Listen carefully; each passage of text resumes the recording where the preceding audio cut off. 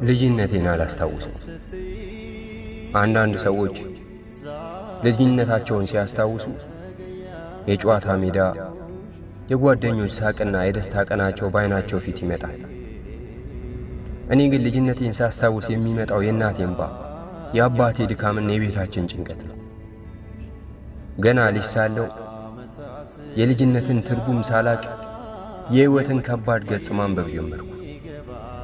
መጮቻ ሊገዛልኝ የሚገባው ዕድሜ የቤተሰብን ችግር የምቆጥርበት ሆነ። የልጅነት ሕልሜን በድህነት ነፋስ ተነጥቄ ያጣሁት። ከዚያም አንድ ቀን ቤተሰቤን ከችግር ለማውጣት በሚል ተስፋ ሀገሬን ትቼ ወደ ስደት ጎዳና ገባሁ። የማላውቀውን ምድር ረገጥኩ። የማላውቀውን ቋንቋ ሰማሁ። የማላውቃቸውን ፊቶች አየሁ። ነገር ግን በዚያ ሁሉ መካከል የናፈቀኝ አንድ ነገር ነበር። ያ ያልኖርኩት ልጅነቴ። ዛሬ እኮ በስደት ሀገር ውስጥ ሌትና ቀን እየሰራው ለቤተሰብ ገንዘብ እልካለሁ። ሰዎች የሚያዩት ፈገግታዬን፣ እኔ ግን በውስጥ የተሰበረውን ልጅ አውቀዋለሁ።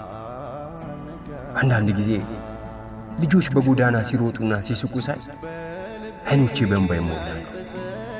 ምክንያቱም እኔ በዚያ ዕድሜ ሳቅን ሳይሆን ኃላፊነትን ተሸክሜ ነበር። ልጅነት አንዴ ብቻ ይመጣል፣ ሲያልፍ ግን አይመለስም።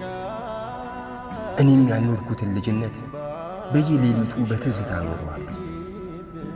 አሁንም በልቤ ውስጥ አንድ ትንሽ ልጅ አለ፣ ወደ ቤቱ መመለስ የሚፈልግ፣ እናቱን ማቀፍ የሚፈልግ፣ ግን ጊዜ የነጠቀው ልጅነት ፈጽሞ ማግኘት የማይችል።